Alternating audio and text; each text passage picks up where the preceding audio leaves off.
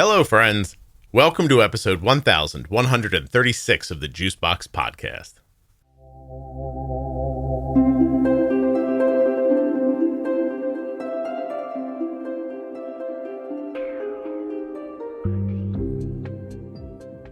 Today's guest is going to remain anonymous. She is the mother of a daughter who was diagnosed with type 1 diabetes at 13 years old. Today, her daughter is 15, still has type 1, but began using a GLP medication 6 months before this recording. When you hear what happened to her daughter's insulin needs on the GLP medication, your head is going to explode. Please don't forget that nothing you hear on the Juicebox Podcast should be considered advice, medical or otherwise. Always consult a physician before making any changes to your healthcare plan or becoming bold with insulin. When you place your first order for AG1 with my link, you'll get 5 free travel packs and a free year's supply of vitamin D. drinkag1.com/juicebox. If you're not already subscribed or following in your favorite audio app, please take the time now to do that. It really helps the show. And get those automatic downloads set up so you never miss an episode.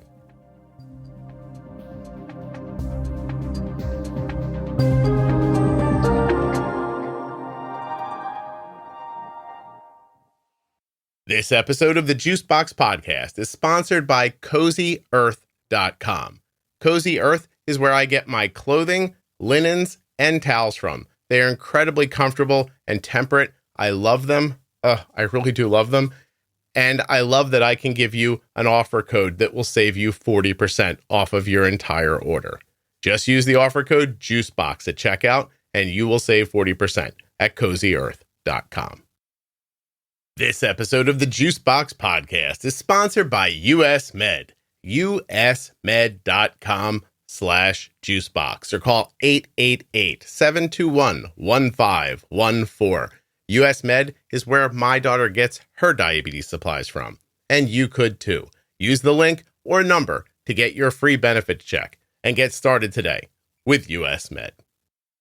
This episode of the Juicebox Podcast is sponsored by Touched by Type 1, touchedbytype1.org, and find them on Facebook and Instagram. Touched by Type 1 is an organization dedicated to helping people living with type 1 diabetes, and they have so many different programs that are doing just that. Check them out at touchedbytype1.org.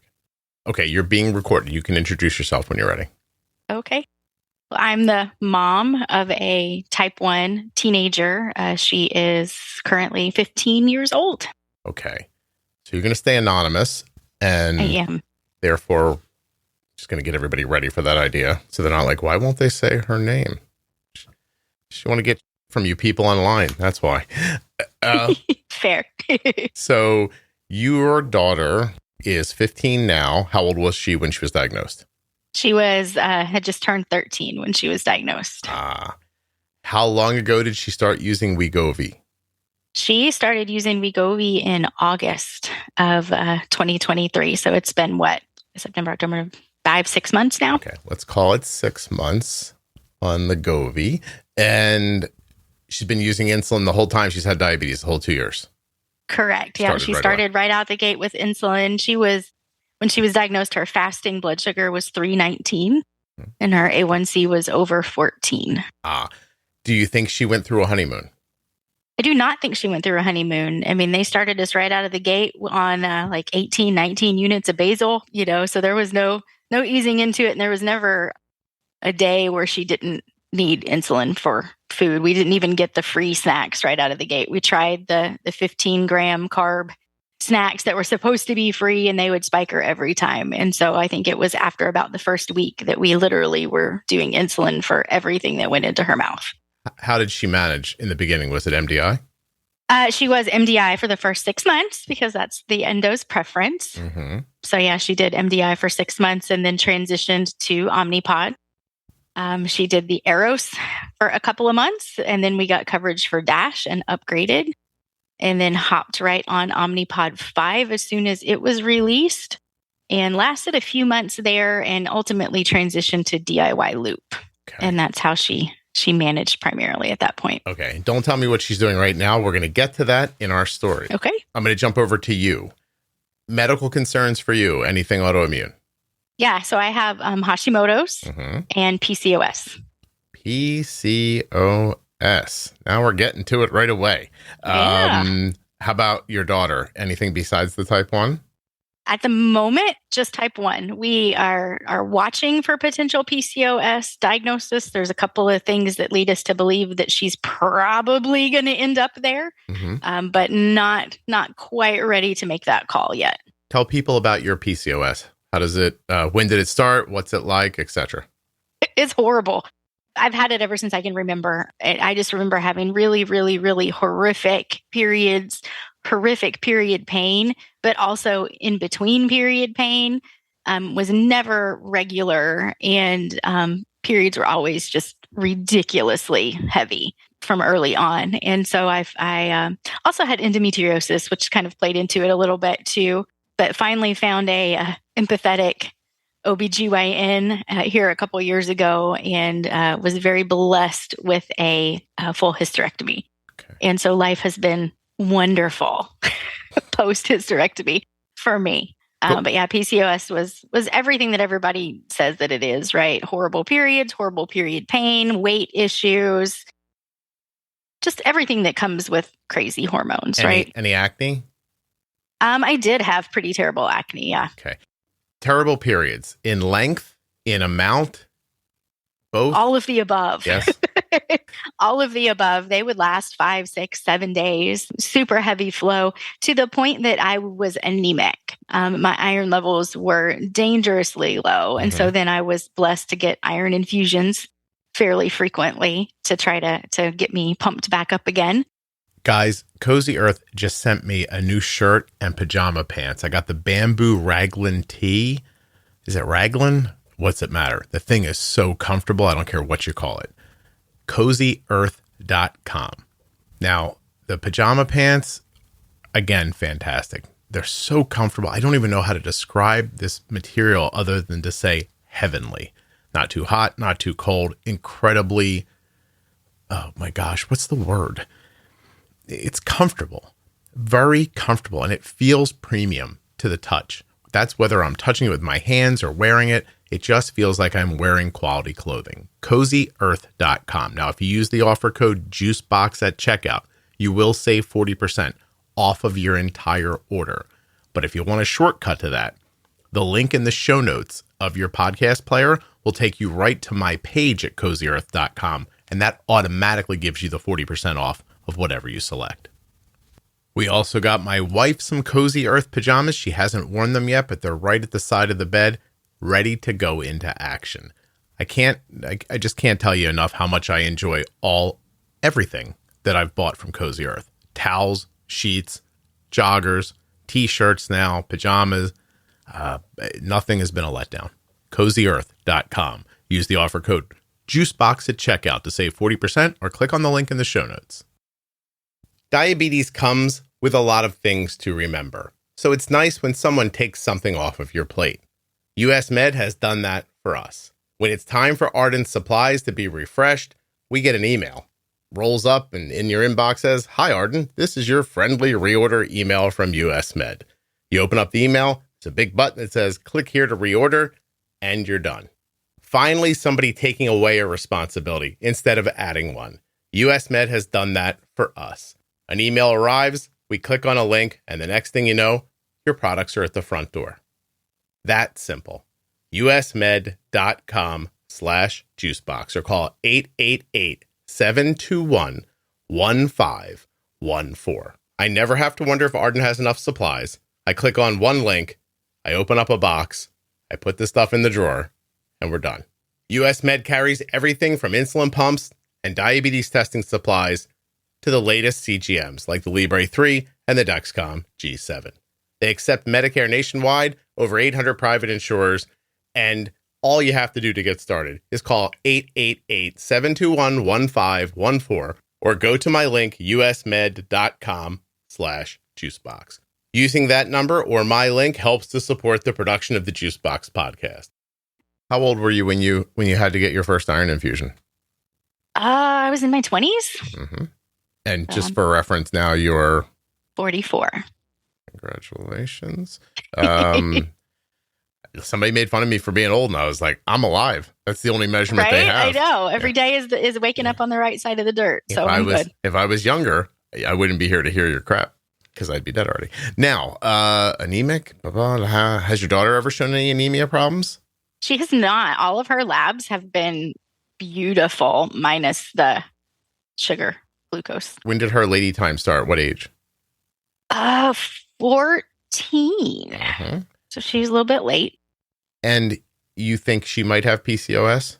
I do, just in that, she's been cycling long enough that we should be seeing some regularity, and we're not. And her periods are super duper heavy. And she gets the wonderful, horrible, terrible cramps and all of that. So I think we may be headed in that direction, but just not quite ready to go there yet. When you speak to a gynecologist about it, what do they say? We've not gone to gynecologist for her yet.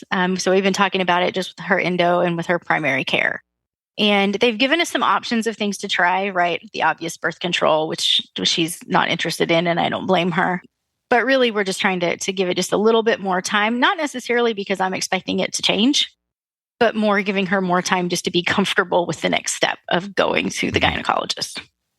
Did the gynecologist ever suggest to you to go on the pill to help? Yes. Oh, yeah. I tried all the different birth control methods, pills, rings, IUDs, all of them. And they just made everything so much worse for me. I just had terrible reactions to them. Okay. And so I was better off on nothing.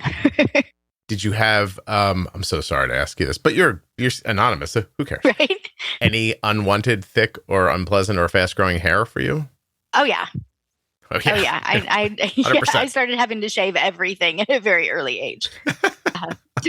And laser hair removal, y'all, is a wonderful thing. That took it away and kept it away. It didn't necessarily take it away completely, but it made it much less noticeable. No kidding. All right. Yeah. Interesting. Your daughter have any of the hair? Little bit. She does. She does. How was your weight through your life, though? I was super duper active. And so my weight was really great until about 30. Mm-hmm. And then I really started to struggle where it seemed like no matter how well I ate, no matter how clean I ate, no matter how low of a calorie diet I took in and how much I exercised, I was just turning into a human puffer fish. What is PCOS belly? Common symptoms include insulin resistance, diabetes, reproductive hormone imbalance, missed periods, infertility, overweight, and obesity. PCOS belly is one symptom of the widespread syndrome. Yes. And insulin resistance is real. And so all of my labs always showed really high insulin levels, really, really high off the chart C-peptide, which just tells me that my body was trying really hard to keep things in check and was failing miserably. Yeah, fighting an uphill battle, right? Yeah, fighting an uphill battle. And so that explains why no matter how good I was and how much I exercised, there was just nothing I was going to be able to do on my own. So GLP-1s have been wonderful for me. So let's start. Who used it first, you or your daughter? Me, actually. I jumped on the Ozempic train early on. How long have you been using it? So I was on Ozempic for about 2 years before my insurance decided that I didn't need it anymore because I wasn't diabetic.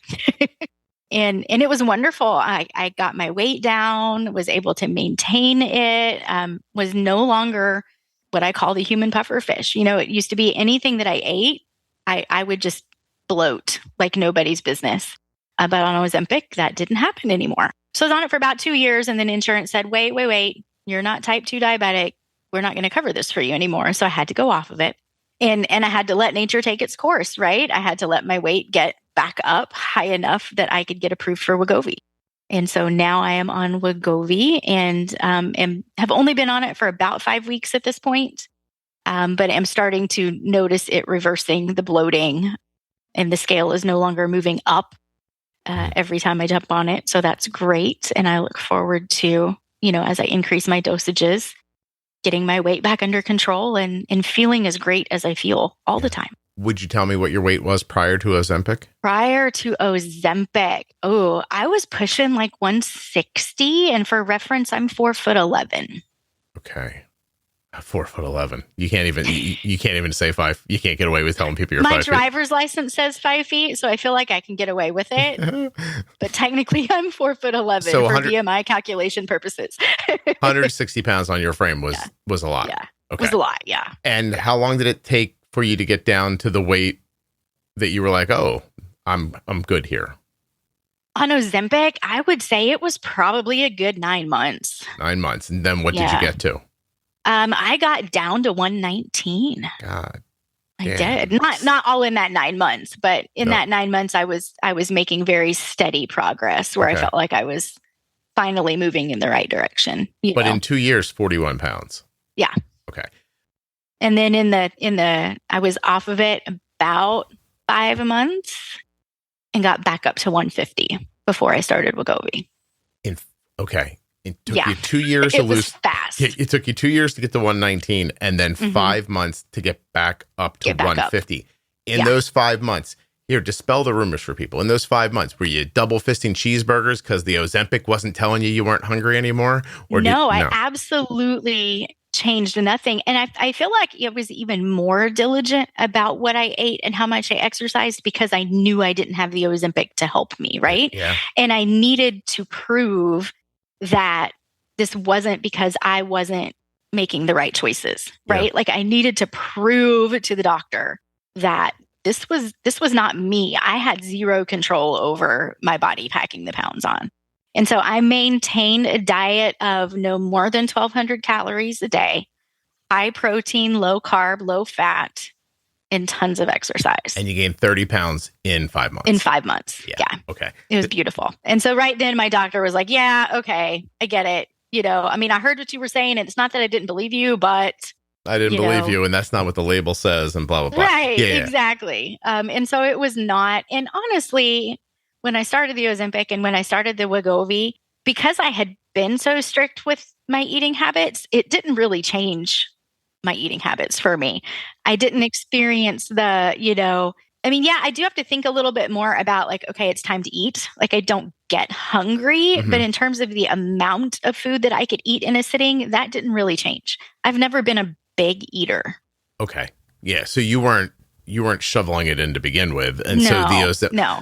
So what were the impacts of Ozempic for you? Like I think of them as physical and we know about the weight loss, but physical and mental, what did you feel from it? I mean, physically, obvious impacts. I was losing weight. I was not bloating with every bite of food. So that was huge. I mean, I feel like I walked around looking like I was pregnant for 30 years, Yeah. And that wasn't happening anymore. And what that did from the mental health perspective for me was I finally felt good, right? A lot of the PCOS symptoms were relieved and I just felt better. And so that snowballed into being more fun to be around, right? And enjoying life in general. And then obviously noticed the reverse of that when I went off of it and my body started taking control and I was no longer in the driver's seat. It has a huge mental health impact on you. So I started using Wegovy in March of 2023. It's January 2024 now. And about 3 weeks ago, I switched from Wegovy where I had plateaued onto Zepbound, which is, for people who are not keeping up, Wegovy is Ozempic, Zepbound is Mounjaro. And it's not just like similar, it's the exact same thing. Yeah. With like the dosing strategy is different. And that's only so that they can bill it through insurance differently. I know it's weird, but it's the delivery system that they patent. So the way you deliver Wegovy, start at 0.25, do it for 4 weeks, go to 0.5, like that's all like kind of proprietary, I guess. And that's what makes it for weight loss. With Ozempic, you and your doctor decide how much Ozempic you need. There's a ramp up, but after that, you have a pen and you can dial it up to what you need. And anyway, same molecule, same drug. Zepbound is Mounjaro, Wegovy is Ozempic. So I start Wegovy for weight loss. And I should probably, I only usually talk about this in my Wegovy diary, but I'll talk about it here. Let me get my phone out. to give people a little bit of context. I just weighed myself this morning. I am the lowest I've been since I started today. Today I weighed 188.6 pounds. Now I'm 4'4". No, I'm 5'9". I weigh 188.6 pounds. When I started Wegovy in March, I weighed 233.4 pounds. I have lost 44.8 pounds. Yeah, it's amazing. Yeah. My body fat, my BMI, fat-free, everything is better. My subcutaneous fat is better. My visceral fat is better. My muscle mass is going up. My body water index goes up. My protein goes up. Like, my bone mass is going up. My metabolic age isn't moving. But so here's the thing. When you discuss what PCOS was to you, I find myself sitting here thinking, men can't get PCOS. I know there's no way because they don't have all those bits and pieces inside. But you're describing my life. Mm-hmm. Doesn't matter what I eat or what I do or how much I exercise or how much I don't exercise. I eat food, I gain weight. That's it. I'm always bloated. If I ate like a normal person, I've been restricting my food my entire adult life. Mm-hmm. If I eat like a normal person, I swell up like I'm 9 months pregnant and I've been wearing tennis shoes in the summer. Like and you're miserable. I mean, you feel like junk. Unpleasant to begin with, and more so with this. And so people are like, you seem so nice. I'm not that nice. And so so this is my whole life.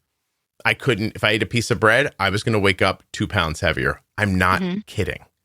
Right? Mm-hmm. Like, I'm not joking. My bathroom habits were tenuous at best. The amount of times that I'd eat something, I'd be like, I got to get to the bathroom. Like, that happened a lot, right? Oh, yeah. Yeah. So that's... Like, you knew certain things. If you were going to go eat a certain meal, you knew that you had to come home right after. Oh. Or at least for me, that's how it was. Like, I knew if I was going to go eat at this particular restaurant and eat this particular meal that I love, I was going to have to come immediately home. Oh, yeah. No dilly-dally. No chit-chatting the server at the better table. Be prompt with the bill.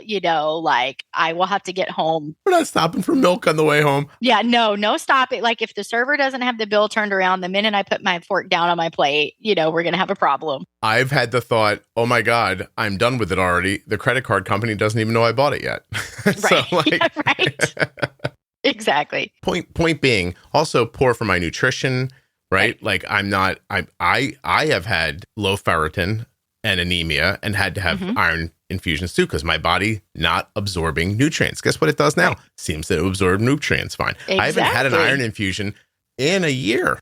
And don't you feel so good? Unbelievable. But I think most people hear Wegovy, Ozempic, Mounjaro, GLP-1, they go, oh, you just can't control yourself.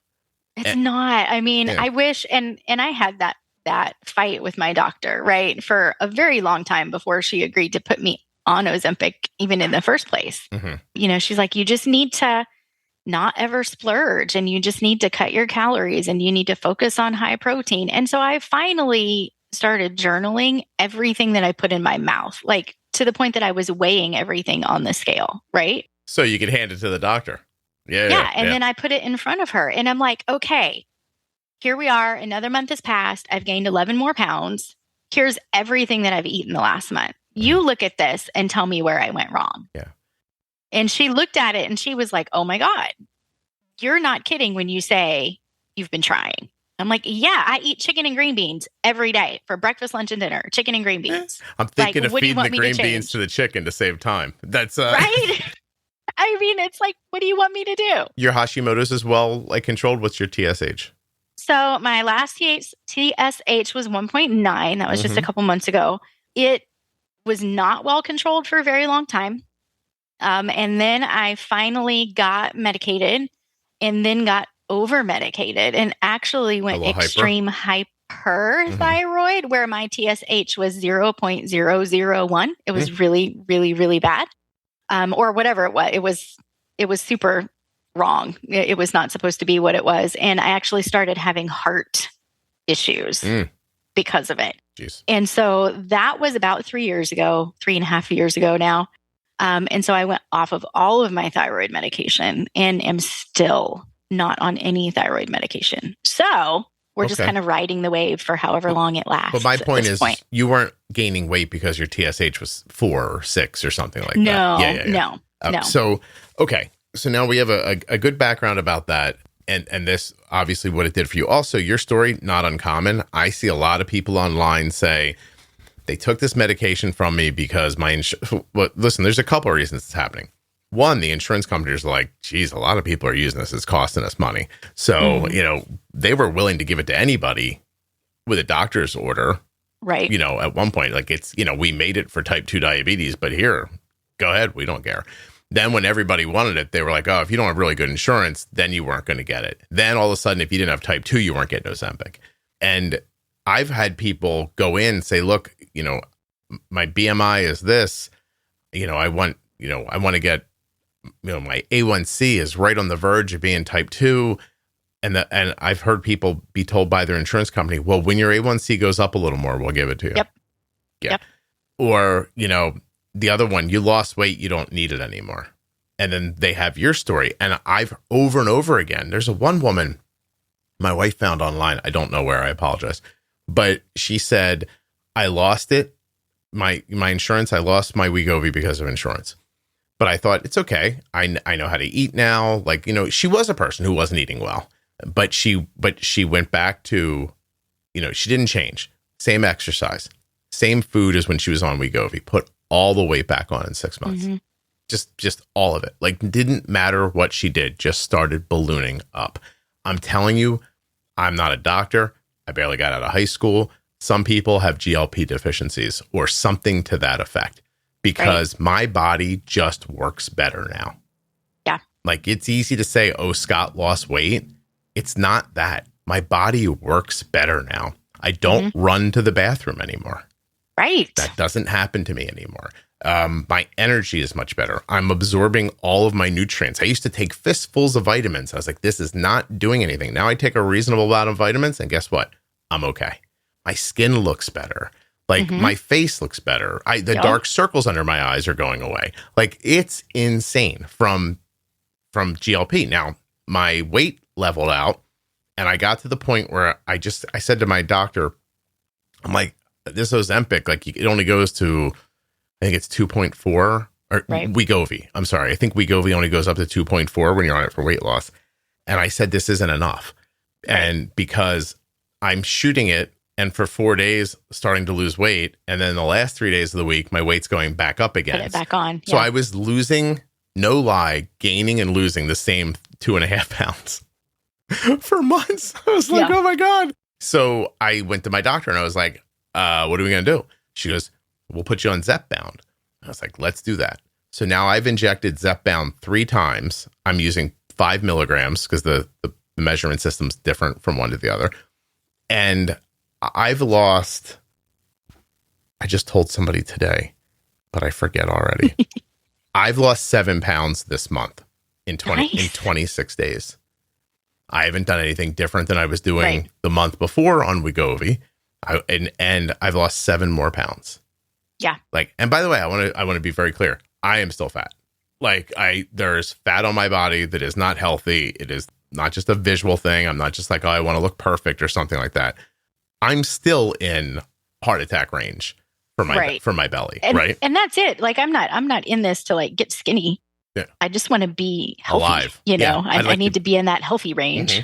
And be one of those fancy people who finishes up dinner at a restaurant and then goes for a stroll. That too would be nice, right? Yeah. But anyway, I'm a proponent, obviously. Now, I hear the arguments like, oh, it gives some people gastroparesis. They were in the hospital. Like, okay, it wasn't right for them. Like, fair enough. I don't think it's going to work for every person on the planet. But absolutely, turn your TV on. There ain't one fat famous person anymore. Okay? There's not one famous person has 8 extra ounces in their face anymore. It works for a lot of people. Not going to work for everybody. If it doesn't work for you, you certainly shouldn't use it. I'm not saying that. I'm saying it's not going to work for everybody, and not everybody's good at following directions. Well, I do wonder that sometimes. It made me vomit. If you don't use it the way that you're told to, and you have problems, it just Not everybody follows instructions well. So how do I know who's who when I'm getting feedback? That's my point too. Like, I think there are plenty of people who followed the instructions perfectly well and it made them sick, or they got an intestinal blockage even. Right on. It wasn't good for you, and I'm sorry that happened to you. But how many people thought, oh, the magic juice is in me, now I can eat whatever I want, and started eating a bunch of fatty foods or really slow digesting stuff, and it just got them really sick. Right. Or who decided they didn't want to do that 0.25 dose for a whole month before they moved up, right? Yeah, I'll just especially jump right on Ozempic, when you can dial up the pen to whatever dosage you want, and right? And people are like, more is better. Right, which is not. No, you got to be patient.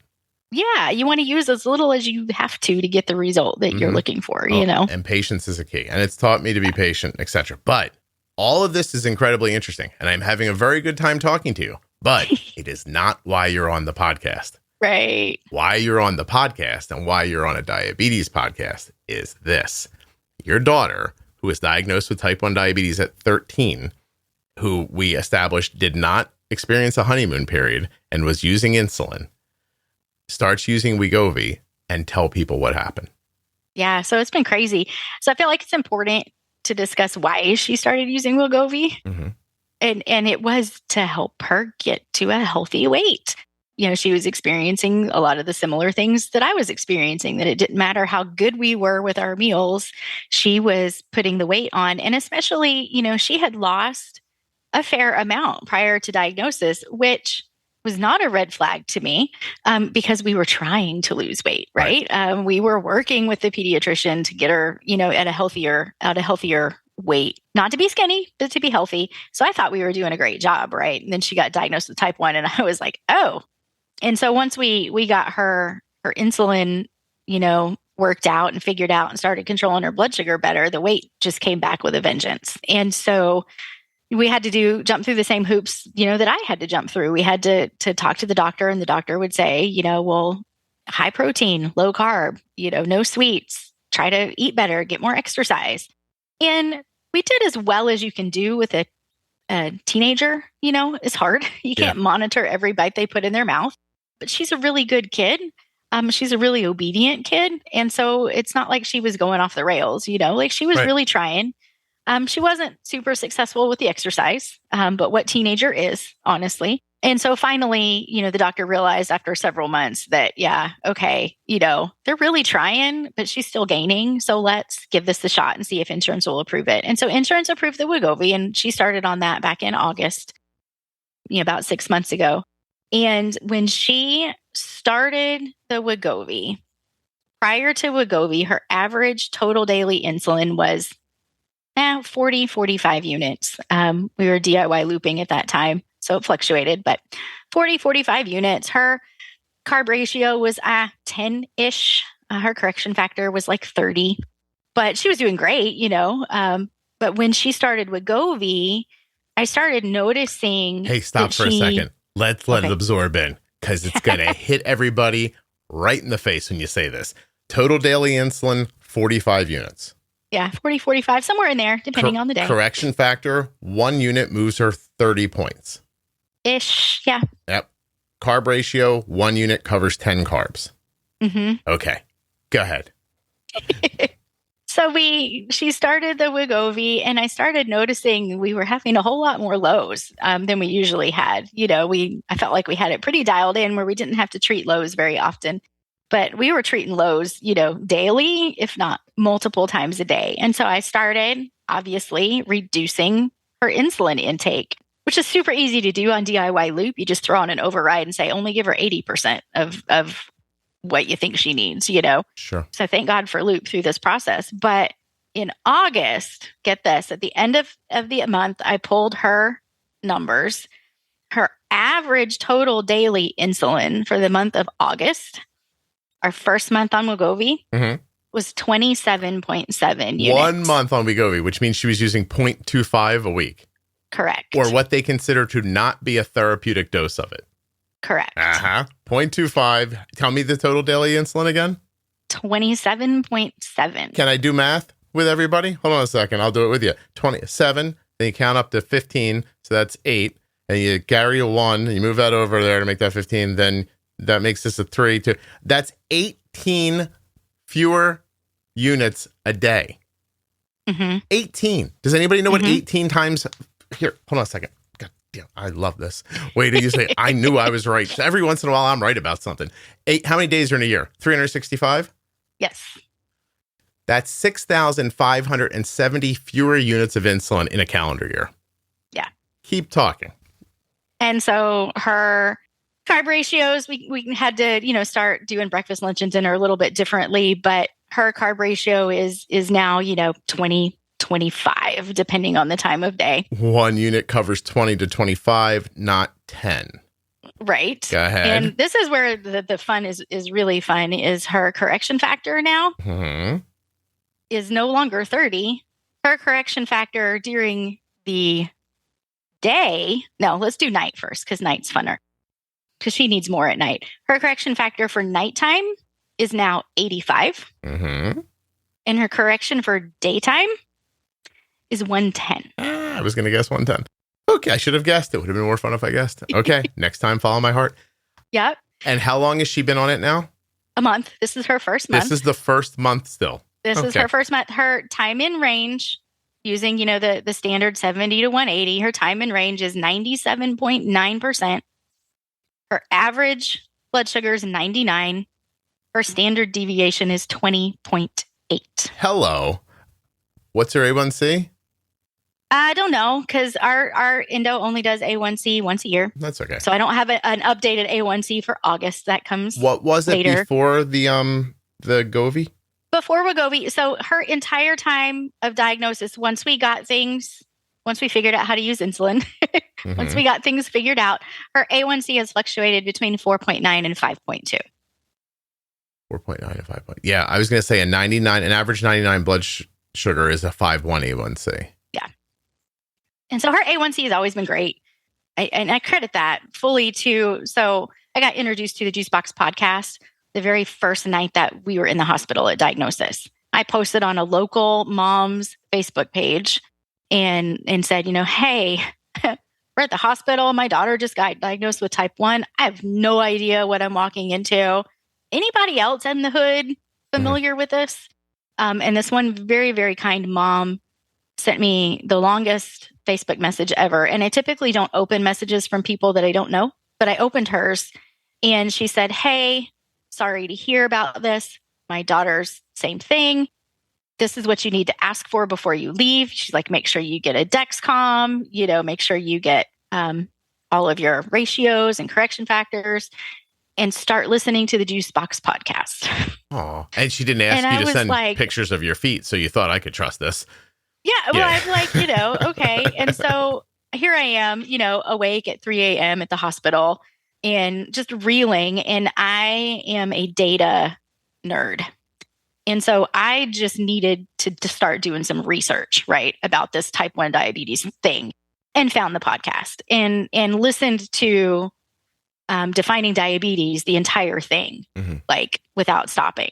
And so we got a handle on the diabetes thing pretty quick. I feel like by her 3-month appointment, her A1C was down in the 6s. So her A1C has always been pretty good. Yeah. Things weren't bonkers. You were doing well. No. It's just her needs. We were doing well. Yeah. So go back to December before she started, 6 months before she started Wegovy. Oh, or even the month before she started Wegovy, her time in range was 98%. Her average blood sugar was 108 and her standard deviation was 22.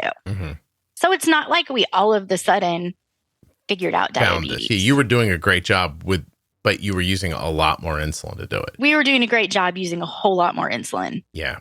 So I was like, okay, this is crazy. And so I texted the endocrinologist, because we have a direct care endocrinologist, like a concierge endocrinologist. And so I have their cell phone number and can call and text and whatever 24/7. And so I texted the endo and I was like, hey, I'm noticing this. Is this just random or is this a thing? Right? Like, she needs a whole lot less insulin.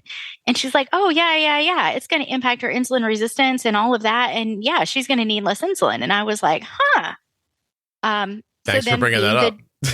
Being the data nerd that I am, like, I would have loved to have had a little warning, but it's fine. I can handle it. I pay attention to her numbers 24/7. So I got this.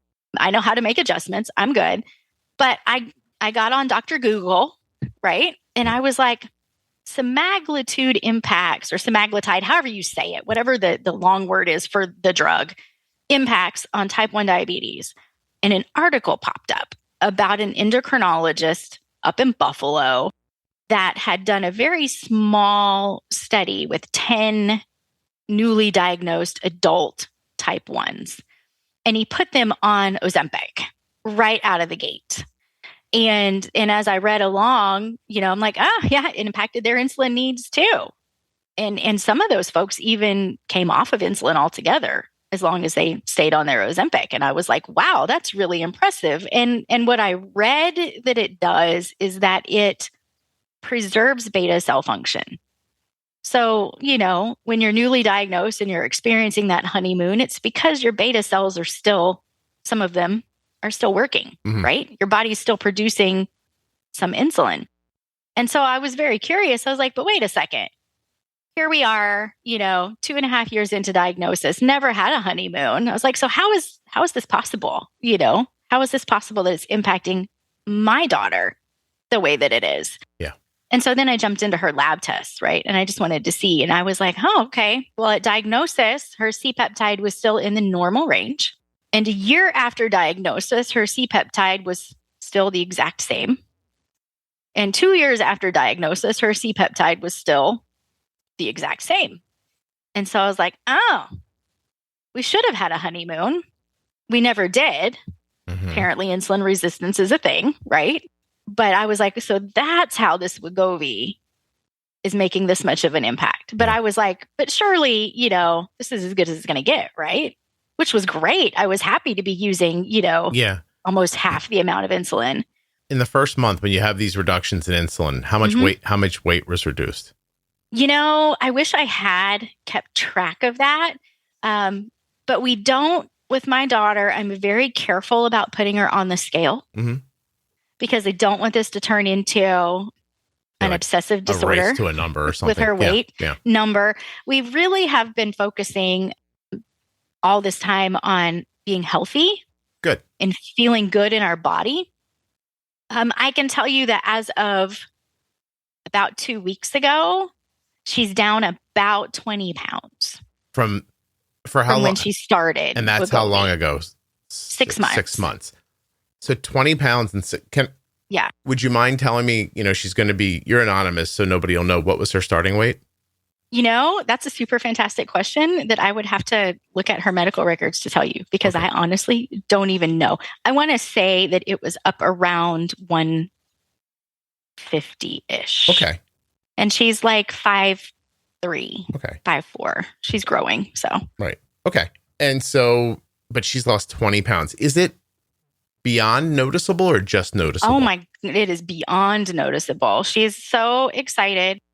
So she does performing arts, and they have uniforms that they wear for their performances.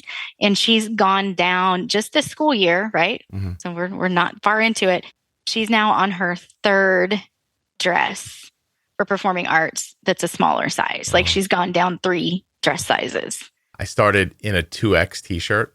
Right? Exactly. And then I bought she started in like a 14, and then she went to a 12, and then she went to a 10, and now she's in an 8. Wow. So she's like over the moon excited. And I laugh because my parents will come down, for performances and whatever. And my mom is like, I can't find her. Where is she? And I'm like, she's right there. She's like, that's not her. I was like, yeah, it is. And so it's like my parents didn't even recognize her in a crowd after not seeing her for like a month, I walked past Kelly in a store recently. Yeah, and she didn't even notice you? No, I didn't notice her. She's using Wegovy as well. Oh, exciting. My wife has my daughter probably has PCOS. Yeah. My wife has Hashimoto's or, hypothyroidism. I don't think she's ever gotten tested for antibodies. And, went through a significant weight gain after she had Arden when her thyroid blew up. Right. So she's lost so much weight. And like, I walked right past her. I took 2 more steps. I was like, oh, that was her. And I turned around. I went back. I didn't tell her, but. That is amazing though. Yeah. I mean, it's just. I've known her, by the way, I've been married for 27 years. I'm telling you, these medications are so beneficial for so many different types of situations that I think that we've only cracked the surface, right? I really feel like, like with my daughter's story, it just gets better. Obviously that first month I was like, holy cow, this is amazing, right? And so then, upper dosage, go to the next month, get this September. So now she's still on what I call a baby dose, right? The 0.5. Her average total daily insulin for September, 14 units. Yeah. Her carb ratio, 35. Her daytime correction factor, 180. Oh my God. It's getting to the point where it's really hard. Like I've never struggled so much with diabetes management in the whole process. Like not even that first month when she was diagnosed. That was a walk in the park compared to what this is, right? Yeah. And I'm so thankful for DIY Loop because I'm, throwing overrides on of like, only give her 40% of the insulin that you gave her last week or whatever, what I have programmed in. So you're moving settings and still having to tell it do less. Yeah, because it's like, the whole time pre-Wegovy managing diabetes was like you moved things, but you didn't move them not like astronomically, that. right? Yeah. Right? Like you're talking, okay, let's raise basal by a unit a day, or 10%, This is like, if you compare August to September, she's using 50% less insulin in September than she was in August. That's huge. What happened in October? In October, again, it was just lows after lows after lows after lows. And I didn't even write October down because I was so frustrated of like, things were just crazy. And so I finally, in November, I was like, all right, doc, here's what I'm thinking. I'm thinking we're just going to cut all of her fast acting and just do basal. Like, let's just forget bolusing for food. And let's just forget correcting a high blood sugar. Like, let's just try this and see what happens. And our endo was like, if it were anybody other than you, I would say absolutely not. She said, but I know that you're paying attention and I know that you know how to react appropriately.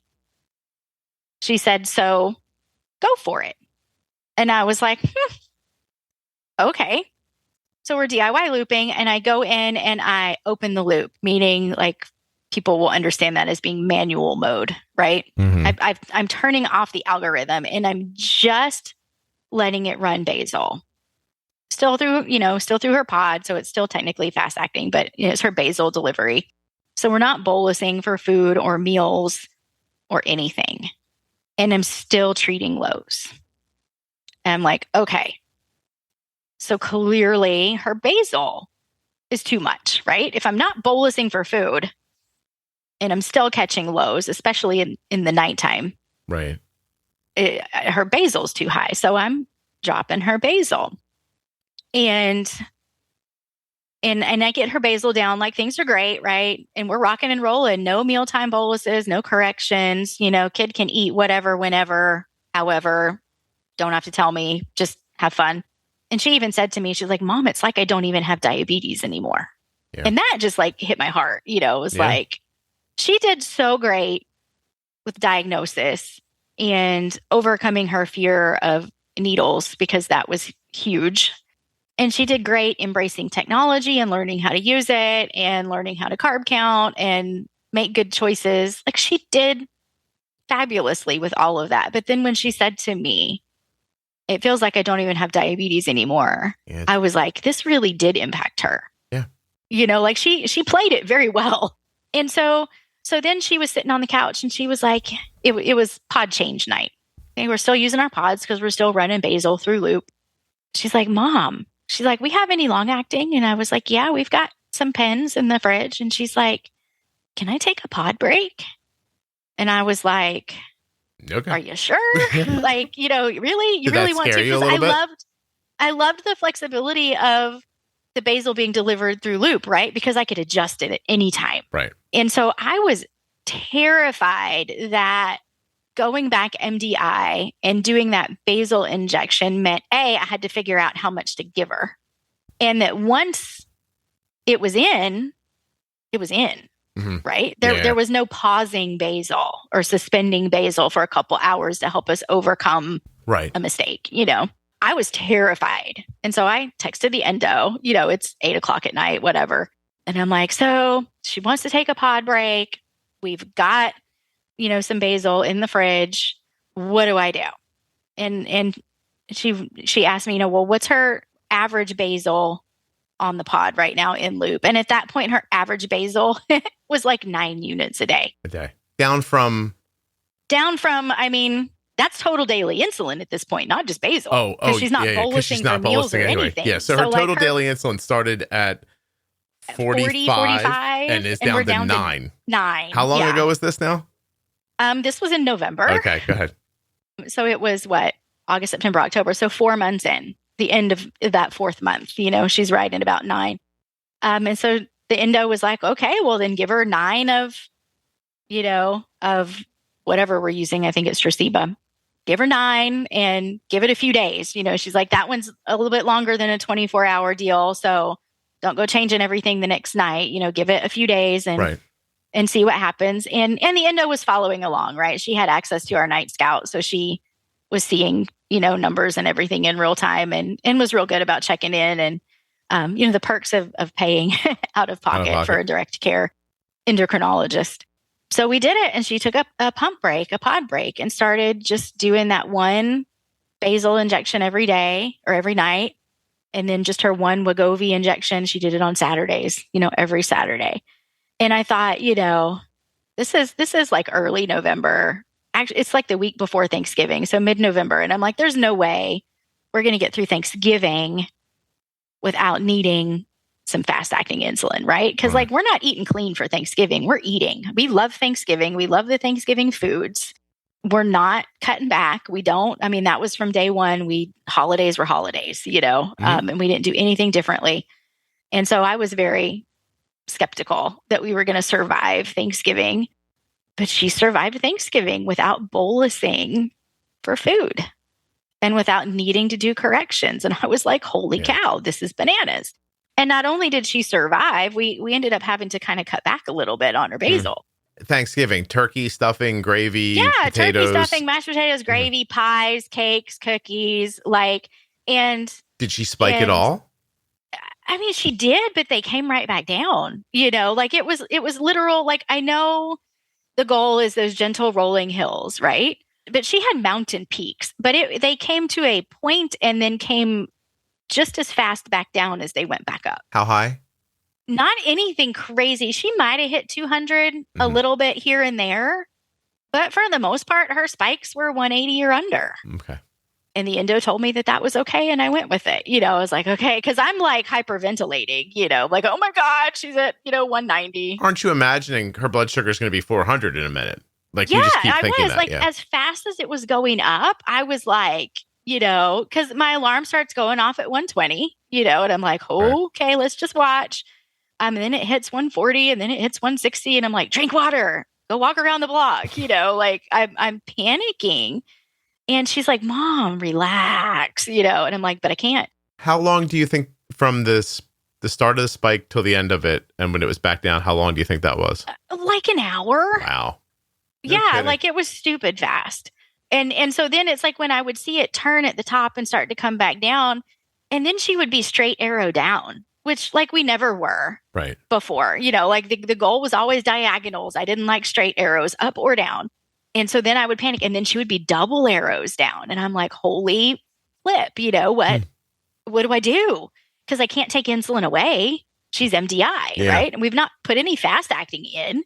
So I'm like, how do I fix this? Because I'm not bolusing for food anymore. So the thought of using food or juice to bring up a blood sugar doesn't make sense because I'm not bolusing for it, right? Yeah. So throwing extra carbs at her is not fixing this situation, And so I would panic. And it took me time to get past that. It took me time to get past feeling like I needed to take care of the high as it was going up. And it took me even longer to get past the feeling of needing to catch the low. Yeah. Now, I want to say two things. I think that there are going to be some people listening to this like, well, she lost 20 pounds. So obviously she needs less insulin, but that's not what this is. No, I mean, she needs I don't want to say no insulin because she's still on basal. But very little. But very little. Yeah. I was going to say now it's 2 months since Thanksgiving. Yeah. It's 2 months since Thanksgiving. She's still MDI. Right. She's still on basal. Currently, she's on, it fluctuates based on time of the month. We still do see those fluctuations. She's anywhere between 7 and 9 units of basal right now, just kind of depending. She did get sick a couple weeks ago, and I did give her some fast-acting corrections because her highs were not coming down. Back, yeah. She would go high and stay there. But those corrections were terrifying because I'm using pens and they're 1 unit pens. And I'm like, holy, do I really need to give her this unit? But I would. And it was okay. Her body catches the lows for her, but she had to be high enough, like she had to be right 180 before I was willing to, do a fast acting injection. She's almost living like a type 2. Yeah. With basal and then, right. Yeah. And then some injections for higher things or anomalies. Yeah. But it's those injections for fast acting are few and far between. Now, to comfort people, she definitely has type 1 diabetes. She definitely has type 1 diabetes. She tested positive for islet cell and GAD. Autoantibodies. Now, I'm just trying to think of all the things for people. Absolutely type 1. Yeah. That was my question too. I was like, Are we sure? And so the endo even repeated her antibodies. And she did test positive for 2. Now, listen, the GLPs, they're not brand new, by the way. They're just in the last year, you've heard about them more. They've been around a little longer than that. Yeah. But the doctors are still probably just like, it's a medication. Like, oh, that's for type 2 diabetes. You hear it all the time. Type 1s can't take that. It's for type 2s. It's labeled for type 2s. Like, you know what I mean? Meanwhile, people write me all the time, hey, I went on Wegovy for weight loss and I'm using a lot less insulin, blah, blah, blah, like this. By the way, have her periods become more stable on it? Or not? That hasn't changed that at all. That hasn't changed that. It has helped her appetite. Okay. Because she likes to eat. She loves food. She's a foodie and loves to eat in large quantities. Wegovy has impacted that. How about did she have acne prior? Did it help that? She did have acne prior. She still does have acne. I've not really noticed a difference there. Now, I'm asking because my daughter's been shooting 0.25 of Wegovy for about 7 or 8 weeks now. And I don't know her weight loss, but it is, on her frame, significant. She looks different. And her Arden's correction factor was 1 unit moves her 42 points. And now it's 1 unit moves her 83 points. Yeah, exactly. And her insulin to carb ratio was at 1 unit for 4 carbs. And now I think we have it at 1 to 8 now. Yeah. See, so there's half. She's using half the amount of insulin. But it also put a big dent in her acne. And I haven't talked to her about her periods yet because she's off at school. Right. But I'll tell you what, it's having enough of an impact on her, she's actually a person with a fairly terrible needle phobia.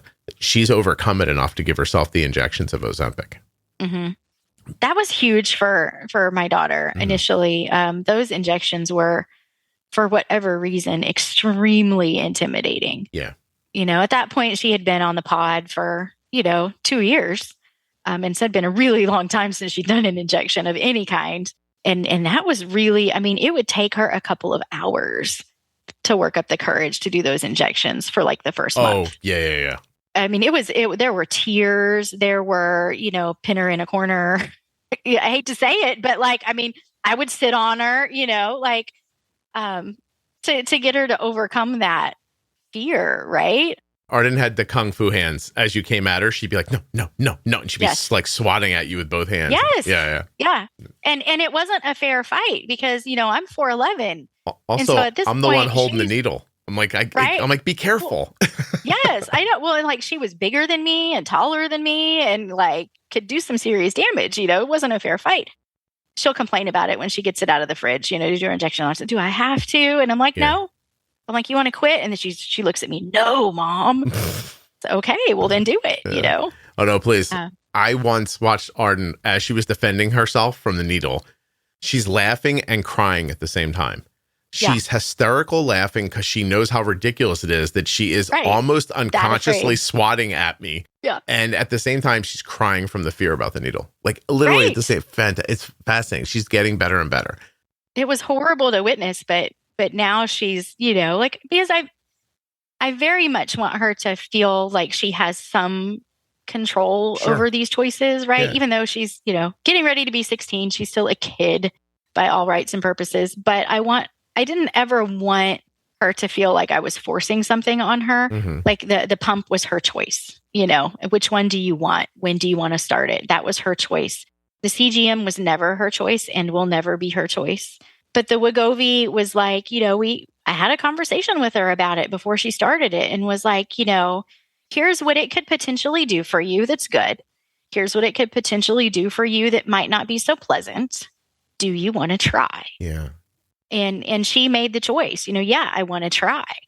And I feel like that's so important, you know, not giving her full control. You know, if she ever made a decision that I disagreed with, her, yeah, that's going to hurt her, then, you know, mom would make the call. But I just feel like I get further with her if she feels like it's her choice, right? Yeah. No, I understand. Especially as a teenager, you know. And so Wegovy's always been her choice. And it was really, really hard that first month. Like I laid it down and I was like, you know, she wanted to quit by like week 2.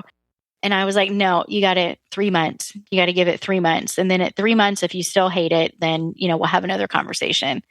And so now I do still ask her, are you sure you still want to do this? Oh, Mom. Yes, Mom. You know, it's like, I can't believe you even asked me that, because she sees the benefit that it's given her, both from the, you know, being able to eat as she pleases without having to do an injection or count carbs, which has been really nice, but also from the just being healthier perspective.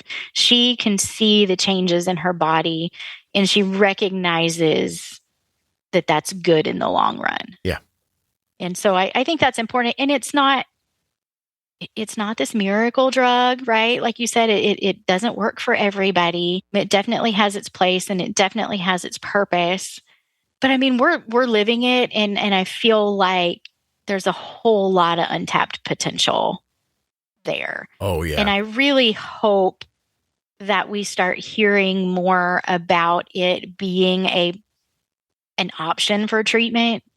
For type 1? For type 1 it's coming. Diabetes. Yeah, you got to get past the insurance thing and everything, but they're doing the studies. You know, there's case studies out there. Our endo intends to write a case study on my daughter, you know, once she's been doing this for about a year, you know, to just kind of see, because, you know, we're at the point where things are still changing with her basal. And so there may potentially be more reductions in insulin use for her. I mean, she's been down as low as 4 units on basal. She popped back up when she was sick, and we just haven't seen the need to cut it back again. But, you know, is there the potential that she goes off of insulin altogether? I mean, yeah, could happen. I guess it just kind of all depends on, you know, her weight loss and how her body holds up. You know, we want to repeat lab work in about 6 more months and see what her C-peptide is, right? Has it remained stable? Has it increased? Has it decreased? You know, like what is her body doing in response to this medication? And there's a lot of uncharted territory here too. Yeah. Yeah. I mean, I don't think you are saying, and I don't think anyone is saying that, you know, Wegovy cures type 1 diabetes. You know what I mean? Oh, not at all. I mean, she's still very much a type 1 diabetic. Yeah, but her insulin needs are just significantly lower. Right. Her insulin needs are significantly lower. Her body is playing nice. Yeah, and this isn't everybody, by the way, either. I know Jenny's told me about like people she works with privately who are like, you know, their insulin needs are down like 20%.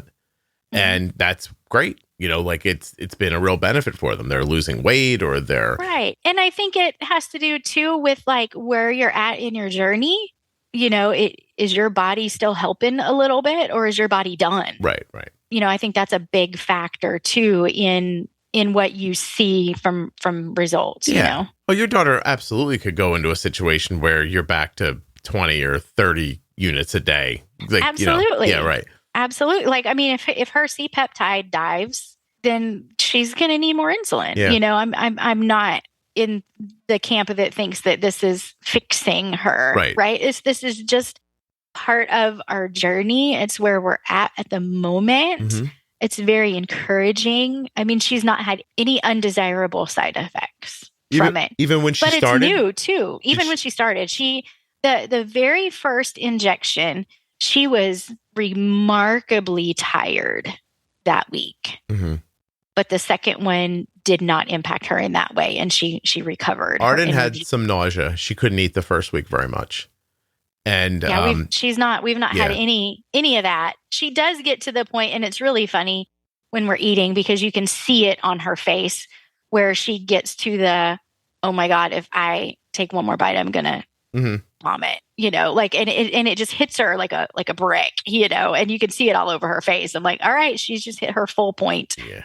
That's new for her. She never really had experienced that before, but that's really been the only, I don't want to even call it an undesirable side effect. She doesn't like it when she feels that way, but it also is giving her the signal that she needs to quit eating. I opened up a little mango sorbet the other day. I took 2 teaspoons full of it and I went, oh, that is sweet and that tastes nice. And I looked back down at it. I was like, that's good. And I put the lid back on and I put it back on. Yeah. Okay, I've had enough. I'm telling you right now, I could have eaten a pint of that a year ago. Yeah. Oh, yeah. I think of it as, I mean, I guess it's going to be somewhat different for everybody, but my brain does not tell me I'm hungry any longer. Yeah. And my stomach does not get that like growly feeling. Right. It gets empty, but not in a way like actually, that's not true. On Wegovy, it didn't get empty. On Zepbound, I can feel my stomach empty. Oh, wow. But it's not a weird or bad feeling, and it's not a hunger pain. Yeah. It's just, I'm just like, I know there's like nothing in here. Like I can hear it. I don't get hungry anymore. It doesn't really get hungry anymore. Mm-hmm. But we both still think about food a lot.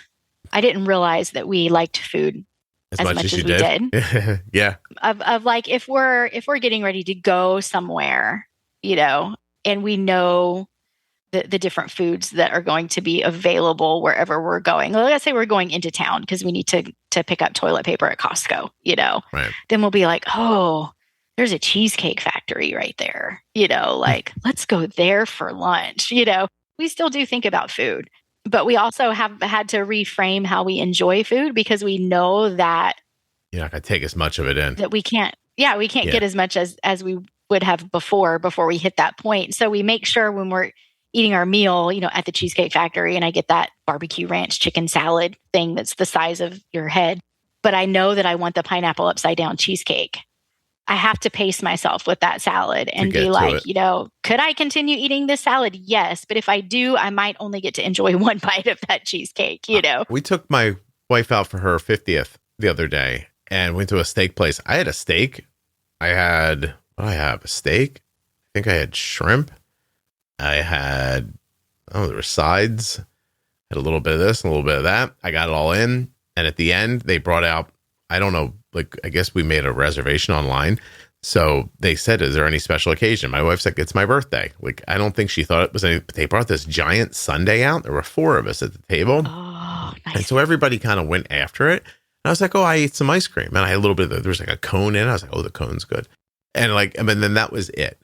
But I swear to you, I know I could have eaten the whole thing a year ago. Yeah. Like by myself. I could have like fended off the other 3 of them with one hand and eaten the entire sundae with my other hand if I needed to. And so you could say, oh yeah, see, Scott, you're eating less. That's why you're losing weight. I could have done that. I wouldn't have done that. Right. Yeah. But I could have. Right. You didn't stop because you couldn't eat anymore. You stopped because you knew better than to continue. Yeah. But now my flavor for food is a little different. I don't mind it. Honestly, like I'm like the steak still tasted great and everything, but it does cut a little bit of the highs out for me. The real sweet taste is kind of gone out of things. Yep. And like savory is still there, but it's not as much. I decided yesterday, I was like, oh, I want to like try to lose a little more. I want to kick this little weight thing at the end of the week here because my injection's tomorrow. And so I'm like, yesterday, I'm just going to eat like completely like no carbs yesterday. I had like chicken wings and like all kinds of like low carb stuff yesterday. Right. I never ran to the bathroom, even though I had like wing sauce on the wings and everything and that stuff. I was all fine. I got up this morning, I did what I did, and I got on the scale, and I lost like a pound since yesterday. Nice. Like, it's insane. It's insane. Yeah. Like, like it really is crazy. I mean, it's a helpful tool.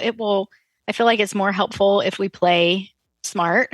Yeah, for sure. Obviously, if there's ways to help all the time, it's not going to be, be yeah, as good of a result. But I don't think I could. Like, greasy was hard for me before, but it's much harder for me now. Oh, like, yeah, for sure. Yeah. And I do find myself, if I'm not being smart with what I'm eating, I find myself needing Tums.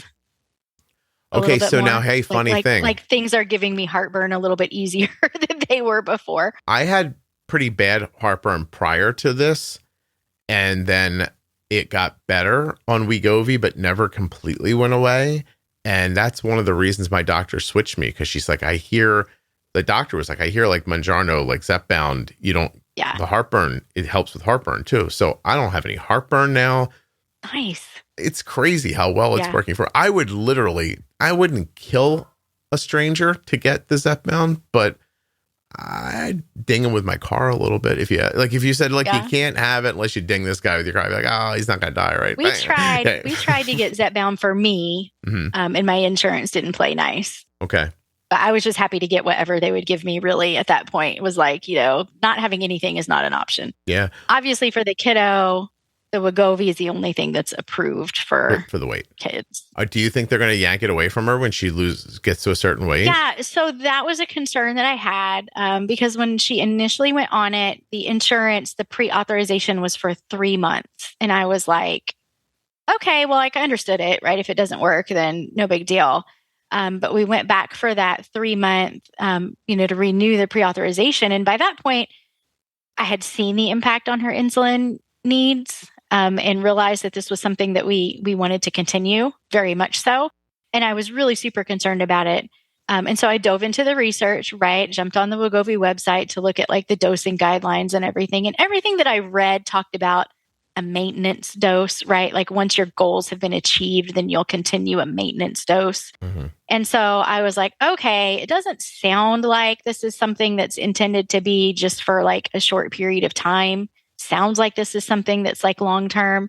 And then I talked to her endo about it. And she was like, it's all in how I submit the paperwork, right? Of like, it was initially approved for obesity. BMI was, XYZ, and BMI is, this or whatever. And so we're seeing success, but to continue, she gave me this whole spiel about like, it's all in how you submit the paperwork. And so when she submitted for the renewal, the insurance renewed it for a full year. Nice. And so I feel fairly confident, that was just in December that it was renewed. And so I feel fairly confident that come next December, the pre-authorization may not even be a thing anymore. I'm hopeful. Yeah. I'm hopeful, right? I'm optimistic in general about life, but I'm very optimistic that over the course of this year, the industry is going to see. I'm going to assume, because the pharma companies are making money too, so they're gonna pressure insurance to cover it too. Right. I always laugh when people are like, "Well, what if you have to take it forever?" I'm like, I don't care. Like, first off, I feel better. Fine by me. Yeah, I think. It's a it's a peptide. Like, it's not. And now I'm getting GIP and GLP with Zepbound, which is obviously helping me with the stomach acid too. Right. So when people are like, what if you have to take it forever? I'm like, what a weird thing. It's working. Well, and at this point, it's a little bit like I'm still a little bit weary of having to be on anything like this long term, because there's just not a lot that you can find about people that have been on it. You want some data?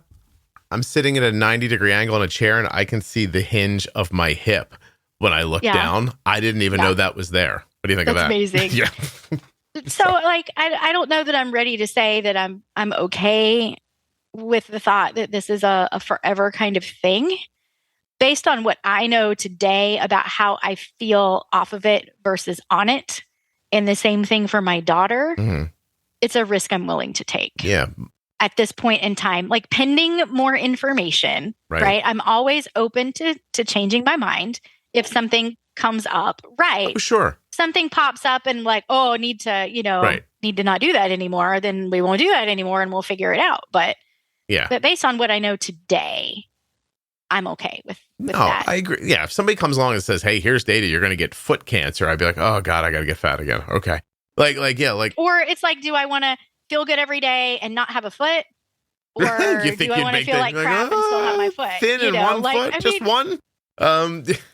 I know that sounds crazy. I don't know. Honestly, I would probably choose to lose the foot at that point. You don't know what it's like to feel bloated like that, and it's out of your control. It's miserable. Terrible. Yeah. And it's and what it did mentally to me, right? Like, it's not just about the physical, but it impacted my happiness and my well-being, and it impacted my family because I wasn't fun to be around. It impacted my coworkers because I just wasn't nice. Yeah. And so I would have to think long and hard about that if it came down to, stay on the GLP-1 or lose a foot. Like, I probably could do okay without the foot, like, as long as it was just one of them. And we're not talking both of them. If you want to hear me be emotional about losing weight, go listen to that Wegovy diary I've been making, because I've had a couple of journeys. Yeah. Well, yeah. But nevertheless, listen, I want to be clear about this too. Our insurance does not cover Ozempic for Arden. I am buying it through a Canadian pharmacy. I'm paying cash for it. There you go. And it's not a thing we could afford if she had to shoot it the way it is for a type 2. Like bunch of units or whatever, or however she's taking the 0.25. That's all she's taking. So we can get a pen through Canada. You can get one of those 1 ml pens, and it lasts for freaking ever. Yeah. And we're getting like months out of it. So it's it's an expense, right? But it's an expense that, I'm going to tell you, if it was just an acne medication, I'd pay it for her. Yeah. If it was just helping her with her periods, I'd pay it for her. If it was just helping with her insulin needs, I'd pay it for her. Like, and she's getting all of these things out of it. Yeah. Yeah. I mean, I'm a single parent. I don't know that I even threw that in there, initially. I'm a single parent. She is my only child. So finances are not, we don't have a lot to spare. But if it came down to it and insurance quit covering it, I would absolutely get a second job if I had to. No, I feel the same way. I do. Also, and I'll let you go, but like to your point about we don't really know what this is doing yet, go ahead and Google things like Ozempic babies. Like, women who have not been able to get pregnant their whole lives are on Ozempic and getting pregnant. Right. Like, and I'm not saying it like boosts your fertility. I don't think it has anything to do with that. No, but if it's helping to regulate your body, like if you're a PCOS sufferer and it's helping to regulate your system, then absolutely that's going to contribute to. Oh, you're going to see this.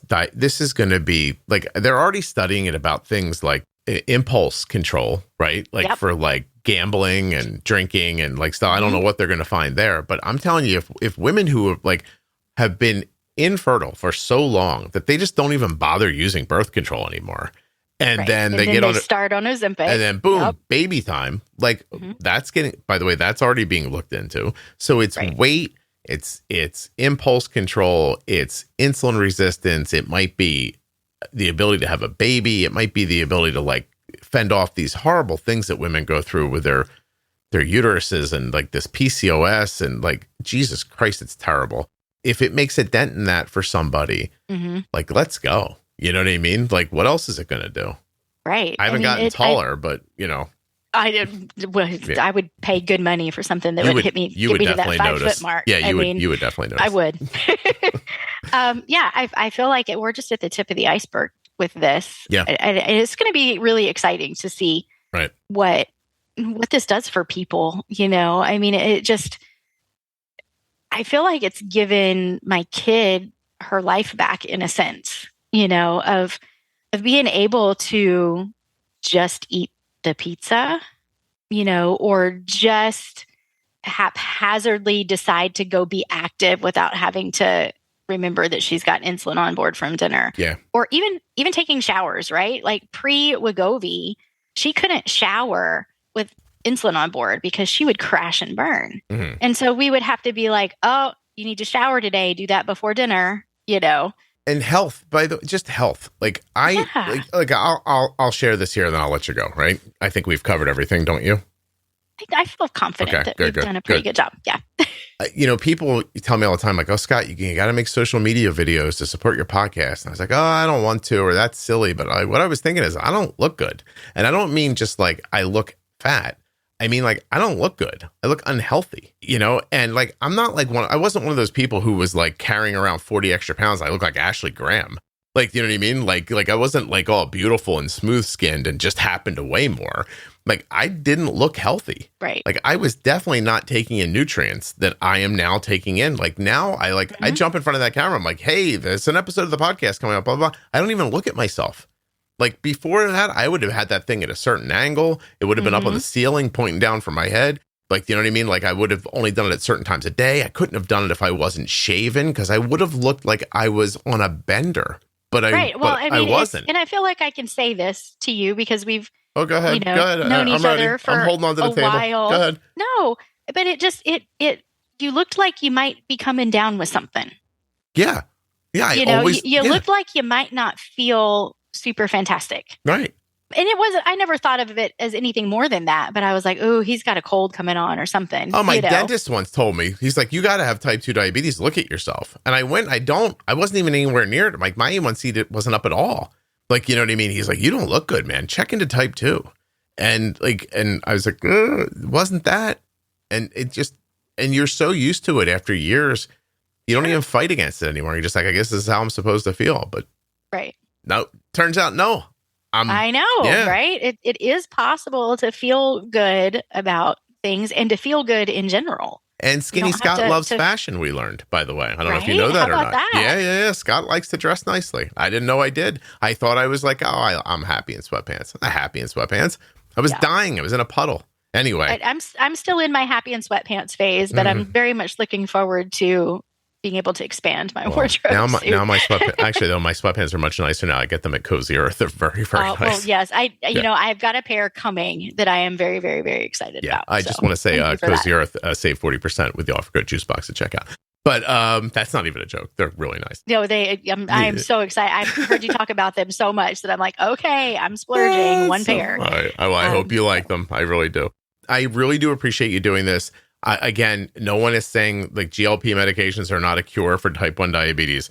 But you're going to hear more and more stories from people with type 1 who are using less insulin and maybe getting other benefits too. My disclaimer that I had kind of thought of was like, please, please, please, if you find yourself blessed enough to be able to try one of these medications, please do it only if you feel like you're really good at making adjustments to your insulin and to your settings, and that you have that kind of relationship with your prescribing physician that they will be an asset to you in the journey. Mm-hmm.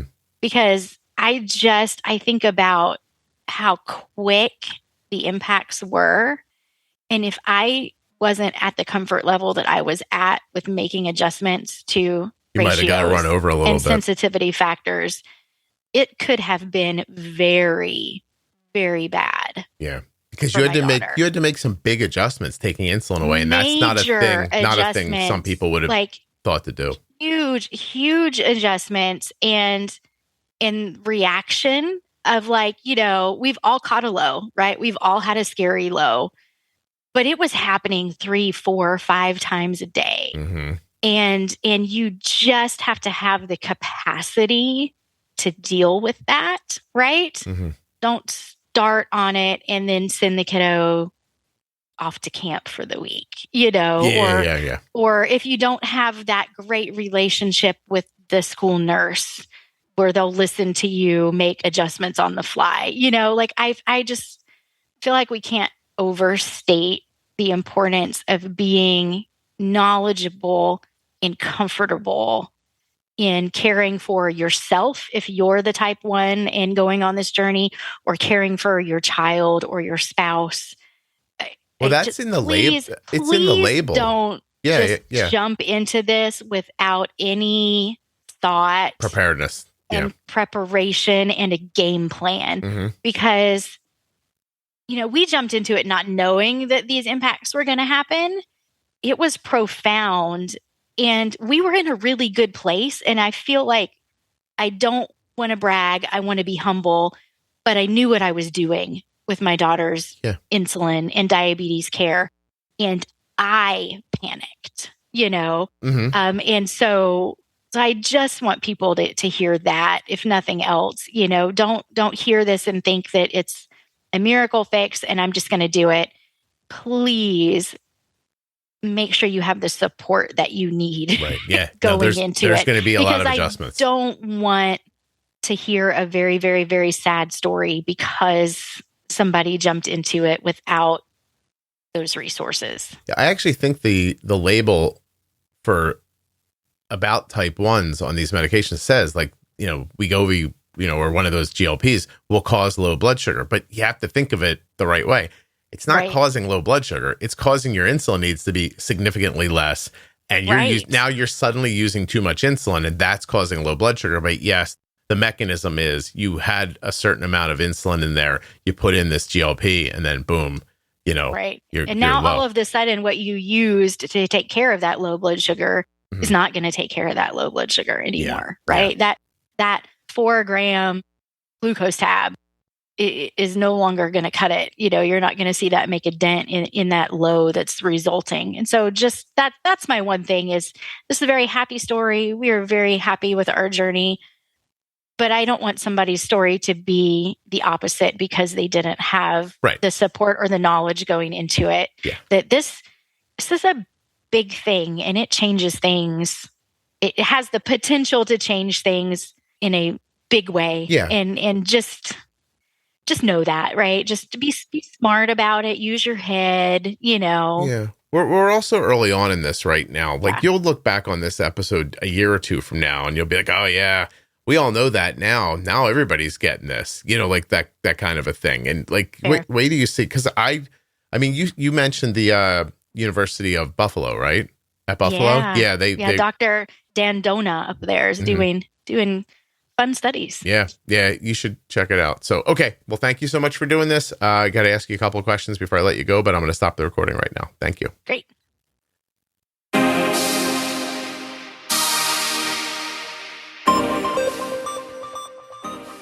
Arden has been getting her diabetes supplies from US Med for 3 years. You can as well. usmed.com/juicebox or call 888-721-1514. My thanks to US Med for sponsoring this episode and for being longtime sponsors of the Juicebox Podcast. There are links in the show notes and links at juiceboxpodcast.com to US Med and all of the sponsors. I'd like to thank Cozy Earth for sponsoring this episode of the Juicebox Podcast and remind you that using my offer code JUICEBOX at checkout will save you 40% off of your entire order at CozyEarth.com, where you can just click on the link in the show notes. A huge thanks to Touched by Type 1 for sponsoring this episode of the Juicebox Podcast. Check them out on their website, touchedbytype1.org, or on Facebook and Instagram. If you're looking for community around type 1 diabetes, check out the Juicebox Podcast private Facebook group, Juicebox Podcast, Type 1 Diabetes. But everybody is welcome. Type 1, Type 2, gestational, loved ones, it doesn't matter to me. If you're impacted by diabetes and you're looking for support, comfort, or community, check out Juicebox Podcast, Type 1 Diabetes on Facebook. If you're not already subscribed or following in your favorite audio app, please take the time now to do that. It really helps the show. And get those automatic downloads set up so you never miss an episode.